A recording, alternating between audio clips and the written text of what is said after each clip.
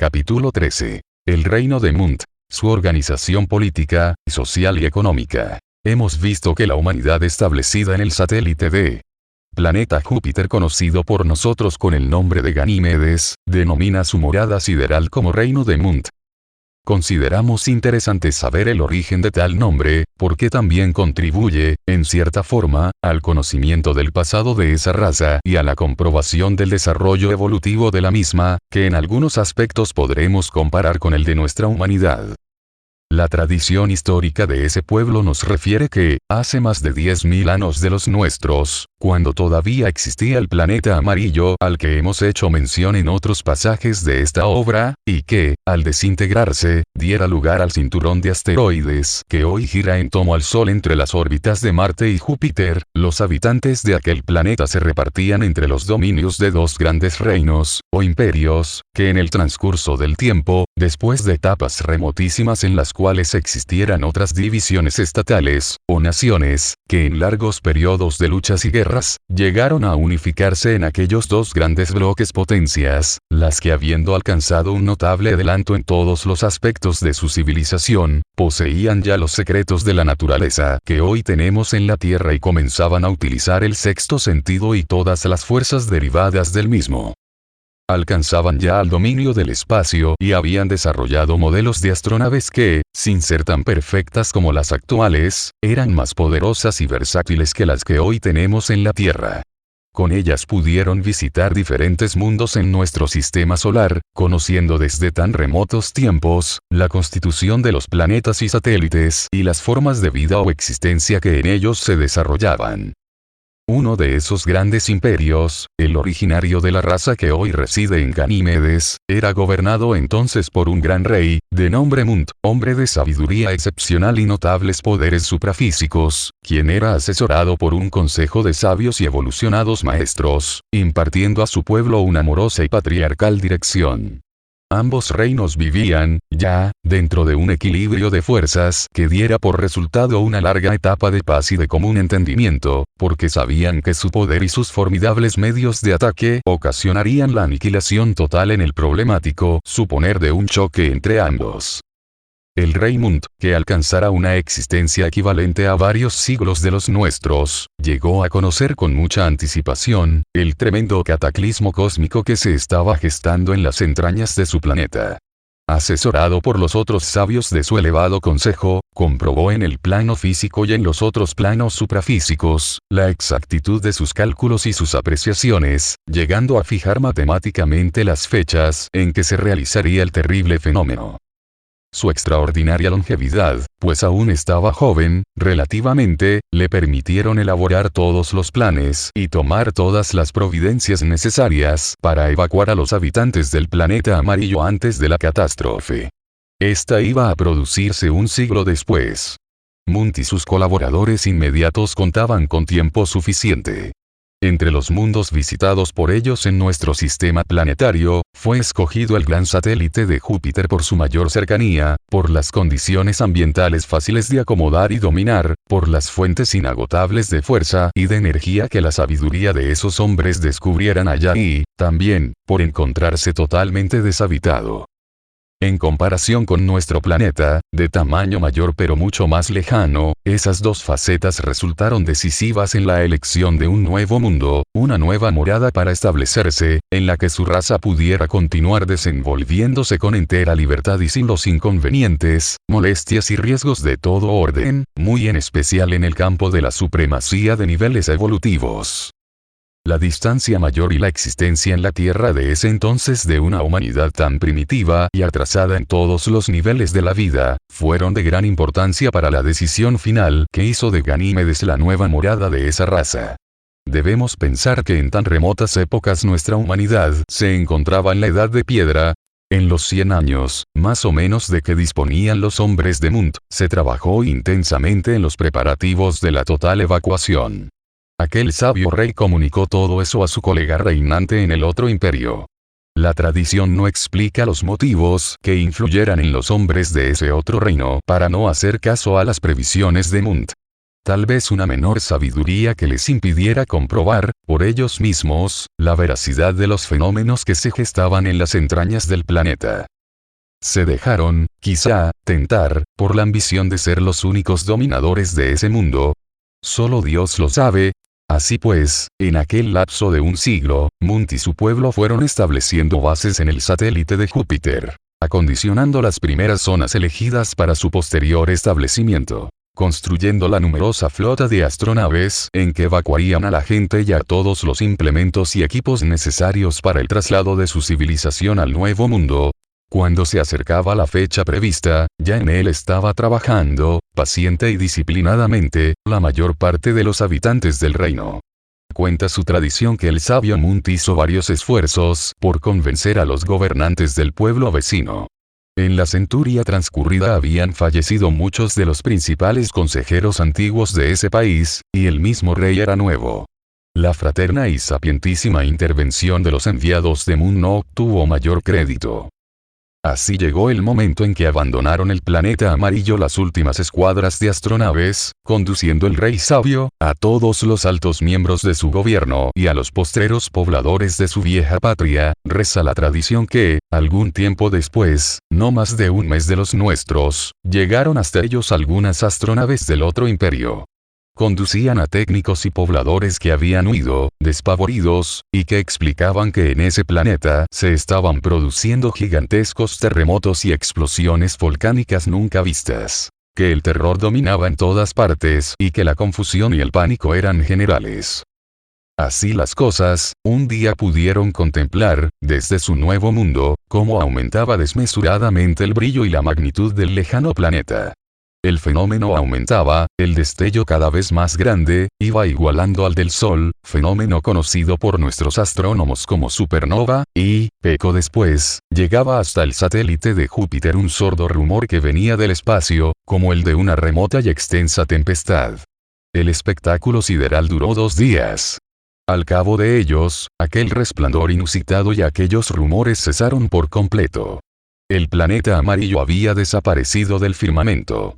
La sabia predicción del rey Munt acababa de cumplirse. Refiere nuestro amigo Pepe que los hombres que en Ganímedes lo están reeducando, le manifestaron que aquel sabio rey alcanzó a vivir 2 siglos más.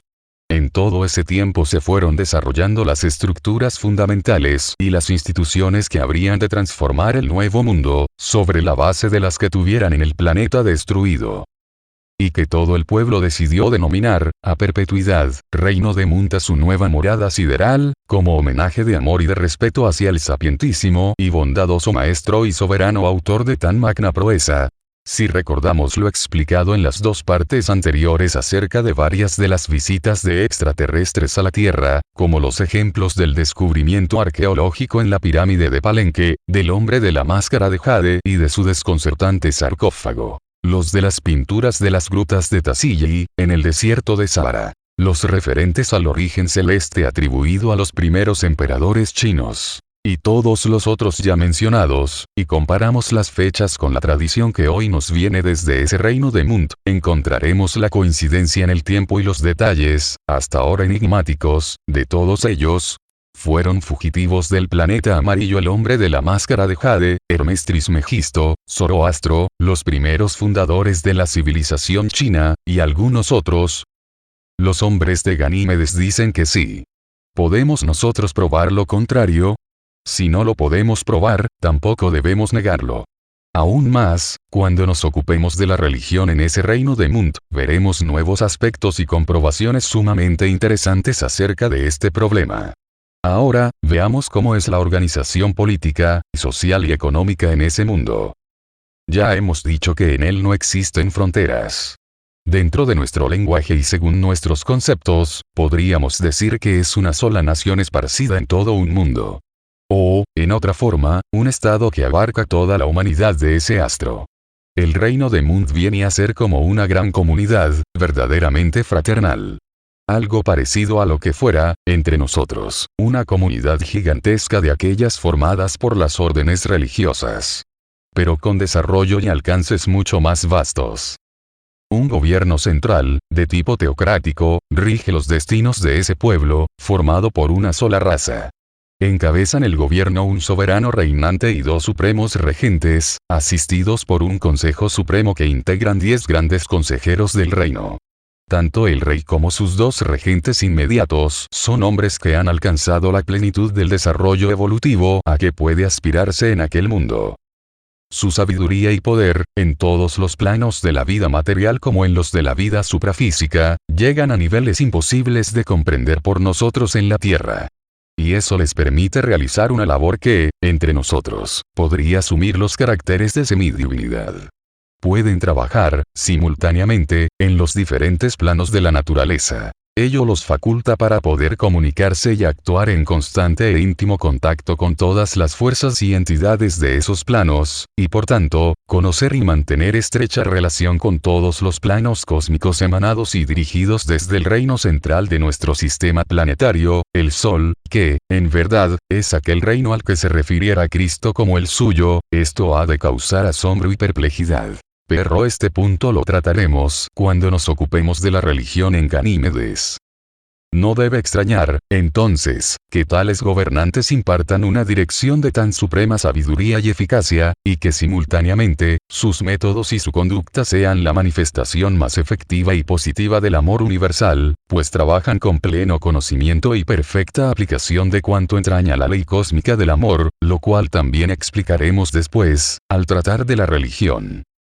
Dentro de la filosofía, de la doctrina y práctica del gobierno, la trilogía conformada por el soberano y sus dos regentes, recuerda y simboliza la trinidad de elementos en el cosmos: espíritu, materia y energía.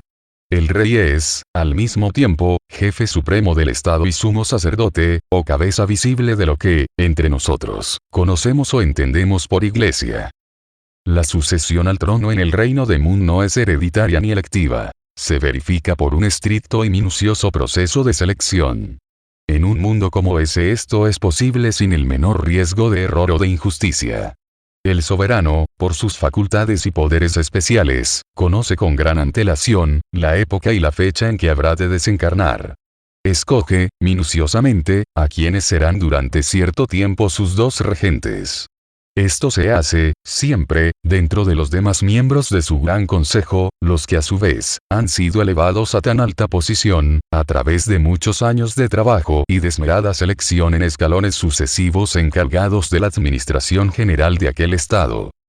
Puede pensarse, con la suspicacia y malicia tan extendida en la tierra, que tal sistema genere favoritismos, acomodos, adulación, postergaciones injustas, intrigas y luchas, rencores, y cuantas formas conocemos de perseguir el favor de los poderosos o para obstaculizar el progreso de un rival. Eso sucede en la tierra, por nuestro atraso en la evolución, en el sendero de la vida, en este mundo de 5 sentidos y de potente influencia de la región inferior del astral o cuarta dimensión. Pero en Ganímedes, o reino de Mun, todo eso es imposible. Desde las remotísimas edades en que llegaron a alcanzar el sexto sentido, llegó a desarrollarse, entre ellos, el sistema de la selección perfecta, de la justa promoción por el trabajo, la ciencia y la moral de cada uno. Ya hemos dicho que en un mundo en donde no se puede ocultar nada, ni los propios pensamientos, en que no es posible desfigurar, tergiversar o encubrir la verdad, nadie puede pretender lo que no le corresponda, aspirar a lo que no merezca, ni favorecer o otorgar injustamente nada. Comprendemos que todo esto puede parecer una utopía, un absurdo fruto de la imaginación o del idealismo ingenuo de un escritor. No dudamos que la mayoría pensarán de tal modo. ¿Cómo puede pretender tan bellas realidades, tan elevados niveles, una humanidad que pese a sus notables conquistas en el orden científico y técnico, vive aún en estados tan deprimentes de moral, de psiquismo y de espiritualidad? Pero la presencia de los ovnis es un hecho real.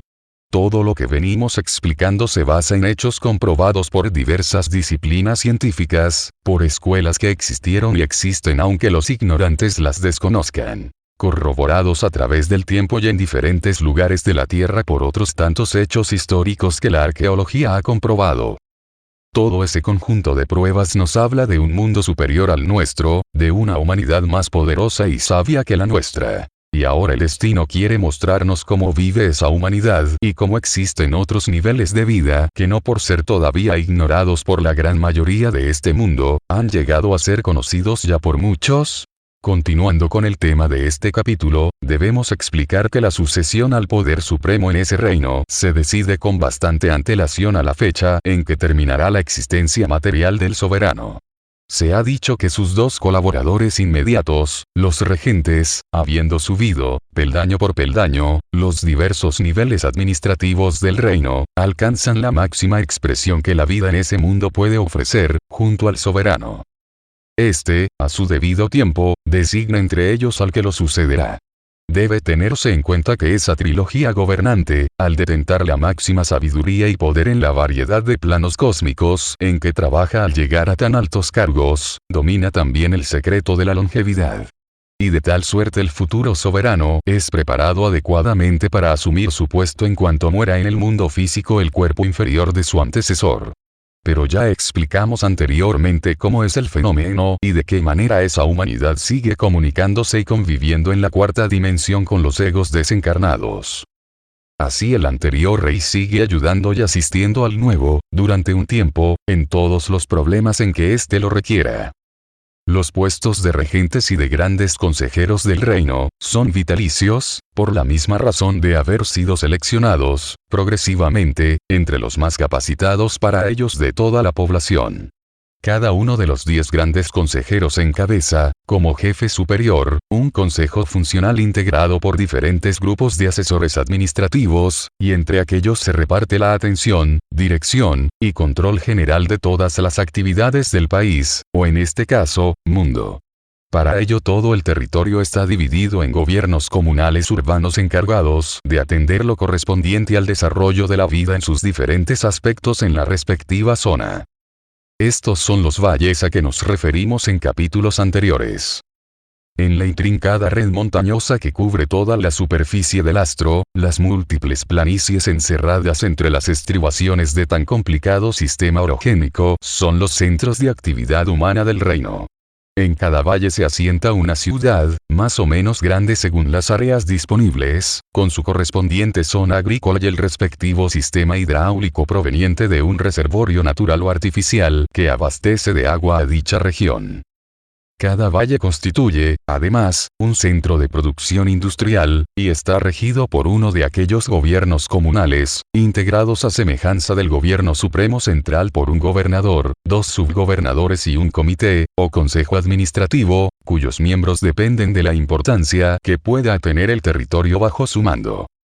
Estos gobiernos comunales tienen bastante parecido con nuestras municipalidades. Pero sus alcances, atributos y poder son mucho mayores, pues en ellos abarcan el control general de todas las actividades de su región, siendo dependientes y responsables, a su vez, ante el Supremo Consejo del Reino, por intermedio de los grandes consejos funcionales que ya hemos mencionado, según sean los asuntos a resolver.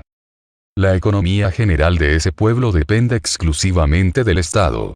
La planificación, organización y desarrollo de todas las formas de trabajo y producción son absolutamente estatales. Todas y cada una de las diferentes actividades en que se desarrolla la vida en ese mundo son minuciosamente estudiadas, planificadas, estructuradas, dirigidas y controladas por organismos del Estado, enfocándolas hacia el más perfecto y amplio fin de asegurar a todos el mayor bienestar, la satisfacción total de sus necesidades y el desenvolvimiento de una existencia exenta de preocupaciones, en un nivel de vida que garantice la dignidad más elevada, la armonía más completa y la paz del espíritu y del cuerpo tan cabalmente equilibradas, que de todo el conjunto se derive la felicidad colectiva y personal del pueblo. ¿Cómo funciona ese régimen? Para una mejor comprensión tomaremos un ejemplo del desarrollo esquemático de la vida de cualquier habitante de Ganímedes. Desde el momento en que la futura madre va a dar a luz al hijo o hija, al ser internada en el centro de salud correspondiente, deja de trabajar en sus obligaciones laborales. Debe tenerse en cuenta que todos, sin excepción, trabajan para el Estado. En el reino de Mun no existe ninguna forma de trabajo particular. Todas las ocupaciones, todas las actividades, por más variadas que sean, se desenvuelven dentro de organismos pertenecientes al Estado. Así, Cualquiera que fuere la ocupación de una mujer, cuando va a tener su primer hijo entra en un nuevo régimen de vida, el de la maternidad y atención de su hogar. A este respecto conviene resaltar que en ese mundo el concepto del hogar, de la familia y de la maternidad son elevadísimos. No es extraño, por tanto, que lo que nosotros llamamos ciudad capital, o capital de una nación, tenga ya un término equivalente a matriz o ciudad madre de todo el reino. Esto lo veremos con más detalles, después. Cada zona urbana cuenta con uno o más centros de salud, según sea el volumen de la población. En ellos la atención y todos los servicios son enteramente gratuitos. Ahí la parturienta es rodeada de los más esmerados cuidados pre y postnatales. Al retornar a su hogar puede dedicarse con toda tranquilidad a la crianza y educación del niño que acaba de nacer. Ya explicamos, en el capítulo referente a la cultura, que los primeros 7 años de instrucción básica transcurren en el hogar bajo la dirección exclusiva de los padres, especialmente de la madre. Durante ese tiempo, ésta recibe del Estado todo lo necesario para sí y para su hijo. Esto no quiere decir que se prescinda del padre. Este trabaja, como siempre, en su ocupación normal, recibiendo también del Estado cuanto le sea menester para su vida diaria y la de su familia. Pero como ya hemos dicho que tanto los hombres como las mujeres trabajan por igual, y todo el mundo lo hace para el Estado, en el periodo básico de instrucción y educación infantil, la madre es considerada maestra del niño. Debe tenerse en cuenta lo ya explicado anteriormente. En el reino de Mund la totalidad de sus habitantes reciben la más completa enseñanza. Todos, hombres y mujeres, pasan por el mismo proceso que describimos en el capítulo anterior. Por tanto, cada madre está capacitada para ser, al mismo tiempo, la profesora de sus hijos, y esto es muy apreciado por los sabios dirigentes de ese mundo en que tanto valor e importancia se da a la conformación moral, intelectual, mental y psíquica del ser humano. Ello contribuye, además, a reforzar los vínculos de amor, de comprensión y mutuo respeto de todos en el seno de la familia, considerada en Ganímedes la célula sustancial y básica de la sociedad humana, fundamento en que están cimentadas todas sus instituciones. Ese concepto familiar, podíamos decir patriarcal, domina en todos los aspectos de la vida en el reino de Mund, extendiéndose desde el hogar particular hasta los supremos niveles del Estado. La familia es sagrada para ellos. Desde la constitución de los hogares, todo su desarrollo y evolución merecen el cuidado especial de todos los organismos estatales, porque del seno de la familia, como un crisol de mágicas propiedades, deben salir todos los seres que encarnen en ese mundo con las hermosas cualidades, con la superación moral requerida en aquella sociedad, con la educación necesaria para el absoluto dominio de las bajas pasiones provenientes de la influencia que en la cuarta dimensión ejercen las fuerzas negativas del plano astral o del alma. Y a ese fin se encamina, principalmente, aquel primer periodo de enseñanza para el que se considera el mejor ambiente el seno del propio hogar. El nuevo ser dispone, así, de cuanto le sea necesario para aprender a vivir en un mundo tan elevado. Y cuando llega a la edad de ingresar a la segunda etapa, la shamática, todo se lo proporciona gratuitamente el Estado. No es separado de los suyos. Recibe la instrucción en centros apropiados, pero permanece viviendo en su hogar. Solo cuando llega la tercera etapa, o de especialización, habiendo superado ya la adolescencia, ingresa en centros de instrucción superior, igualmente del Estado, en los que se mantiene el mismo régimen de gratuidad absoluta y en los que vive junto con los demás discípulos, aprendiendo al mismo tiempo que las materias requeridas por una alta especialización, la rígida disciplina que observan en toda su vida, los habitantes de ese reino, y la íntima y estrecha confraternidad que une a todos los seres de ese mundo. Llegado el momento en que tendrá que trabajar, como todos los habitantes, hombres o mujeres, el Estado lo coloca en el puesto para el que fue capacitado. Desde su ingreso, tiene asegurada su vida hasta el día, lejano, de su muerte física.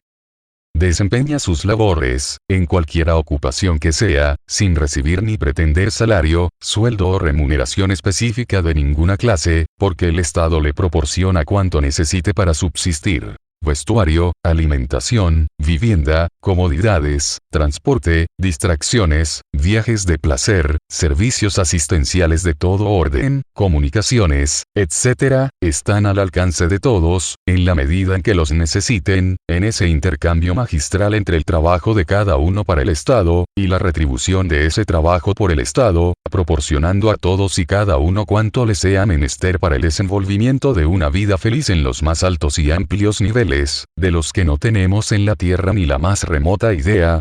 A este respecto cabe señalar un detalle singularísimo de aquella civilización. En el reino de Mun no existe el dinero. Esto puede parecer absurdo para una humanidad como la nuestra. Aquí, el dinero es imprescindible para todo. Porque sin el dinero no se puede comprar ni vender nada. Nuestro mundo está encauzado hacia el comercio. El comercio domina todos los aspectos de la barraída terrenal, hasta los altos niveles de las relaciones internacionales. Y en un mundo dividido en multitud de estados, la moneda es imprescindible para el intercambio comercial y el desarrollo económico de los pueblos. Aún más, el comercio ha constituido una de las palancas más poderosas de nuestra civilización, llegando a motivar los más terribles enfrentamientos en todos los niveles, desde el íntimo y pequeño de las familias, hasta el grande de las naciones y los pueblos todos del mundo, que luchan constantemente por los mercados y las esferas de influencia, generando los conflictos y las guerras. El comercio ha favorecido mucho el progreso material de nuestra humanidad. Pero acostumbrando a los hombres de la tierra a medir todo en términos de moneda, a negociarlo todo para el usufructo de una riqueza material, en esa escuela que nos enseña que todo se puede vender y comprar, se ha llegado, en todas las épocas y en todos los niveles hasta el extremo, muy común por cierto, de negociar con el honor, con el alma y la conciencia. En Ganímedes no se compra ni se vende nada. Desde la más tierna infancia aprenden todos, como axioma, que todas las cosas materiales de ese mundo, que todos los bienes, frutos y productos pertenecen, por igual, a todos los habitantes del reino. Ellos los producen y elaboran, y el Estado los administra y reparte, equitativa y sabiamente, para la perfecta satisfacción de todos y cada uno de ellos. Y no existiendo allá división de pueblos. Siendo una sola humanidad, un solo pueblo, un solo Estado mundial. No existiendo el comercio como acá lo conocemos, la moneda, o el dinero, no tiene razón de ser, porque la adquisición de cuanto se requiera para satisfacer las más amplias y variadas necesidades, desde los más diversos elementos vitales hasta los más pequeños y frívolos, es proporcionado por los múltiples organismos estatales, que planifican, dirigen, almacenan y distribuyen toda la producción mundial entre todos sus habitantes, dentro de un sistema en que basta ingresar en alguno de los múltiples establecimientos de todo orden, reunir la mercadería que se busca y presentar en el sitio de control la ficha identificatoria. En esta, constituida por un material y por un proceso similar al que describimos en el capítulo de la cultura, figuran todos los datos concernientes a la persona y centro de trabajo a que pertenece. Tal ficha es introducida en una pequeña máquina y al instante se tiene la reproducción de la ficha en una cinta que, en 3 ejemplares, incluye la relación completa de la mercadería llevada. Un ejemplar es entregado al cliente, otro se remite a la correspondiente central controladora y el tercero queda en los archivos del almacén. El mismo procedimiento se sigue en todas partes, exceptuando los servicios de transporte, comunicaciones, suministros de energía y fluidos hogareños, que se obtienen libremente y sin ningún control personal, por ser de uso común para todos los habitantes del reino. Antes de terminar este capítulo, debemos anotar algo más sobre la constitución social de esa raza. Continuando con el ejemplo del nombre que llegó hasta la etapa de trabajo, es corriente que los hijos continúen viviendo al lado de sus padres hasta formar un nuevo hogar. Hemos dicho cómo se destaca y se magnifica la familia, elevándola a los más altos conceptos en esa humanidad. De tal manera, la elección de cónyuge es también cuidadosa y sabiamente enfocada. El absoluto dominio del cuerpo astral o alma, por el conocimiento y trabajo consciente a través del sexto sentido, permite a todo superar las comunes manifestaciones del instinto sexual, que en la Tierra llegan hasta niveles inferiores a los animales.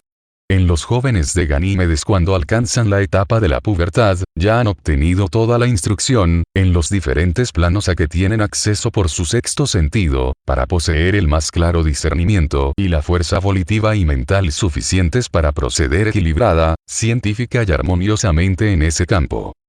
La unión del hombre y la mujer tienen allá un elevadísimo concepto. Sus especiales condiciones eje clarividencia los alejan de todos los errores tan comunes en la tierra en materia sexual.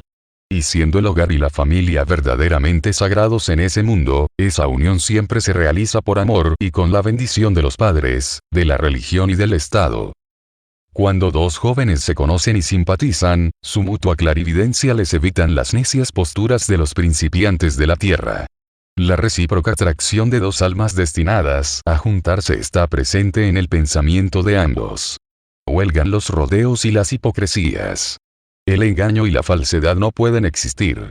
El amor se manifiesta espontáneo, en toda la amplitud de dos almas que se ven y que se entienden. Y como la educación y la alta moral alcanzadas en ese mundo serían incompatibles con los múltiples desvíos, subterfugios y aberraciones tan comunes entre los seres de este mundo, al tratarse, comprenderse y amarse con la más elevada pureza de pensamiento, para su unión carnal solo necesitan el cumplimiento de los pequeños requisitos que esa sociedad establece para el matrimonio. Como en todo, allá también se facilita cuanto es preciso para la felicidad de los enamorados. Y jamás cabe la oposición familiar. La superación moral y fraternal reinante entre ellos, los alejó hace miles de años de las mezquindades y torpezas que muchos padres de la tierra cometen. La lectura del pensamiento y la visión permanente de la cuarta dimensión evidencian, desde el principio, si una pareja está capacitada para unirse dentro de los mejores augurios. Esto lo conocen, personalmente, los mismos novios desde el primer momento. Todo lo demás se facilita lógicamente. Acordado el enlace, este es comunicado a las respectivas autoridades, civiles y religiosas. Se llenan los trámites pertinentes para la constitución del nuevo hogar y se realiza el matrimonio en conformidad con las prácticas litúrgicas y legales que la tradición establece desde la más remota antigüedad. Nada cuesta nada, ni a los novios ni a sus padres. El Estado, como siempre, proporciona cuanto es necesario. La ceremonia nupcial es igual para todos los habitantes del reino. Sencilla, amorosa, rodeada por el afecto de parientes y amigos, como entre nosotros. Pero sin afectación de vanidad, sin distingo de clase, porque allá no existen diferencias de nivel social, y dentro del marco de una hermosa ceremonia en que se reúne lo material, lo psíquico y lo espiritual para la bendición efectiva, no ficticia como en la tierra, sino materializada con la presencia efectiva de grandes entidades cósmicas, según detallaremos al tratar este punto en el capítulo de la religión. Desde el momento en que se realiza el matrimonio, los nuevos esposos cuentan con una nueva vivienda, con todo el mobiliario, enseres de confort y equipos de higiene y para la alimentación, proporcionados por el Estado, en donde podrán instalar su nuevo hogar al regreso de una etapa de descanso y de viaje nupcial en que todo se les ha facilitado por el mismo sistema ya descrito anteriormente. Ha nacido una nueva familia, y el ciclo se repite, para todos, a través de la sabia y paternal organización de ese reino de superhombres,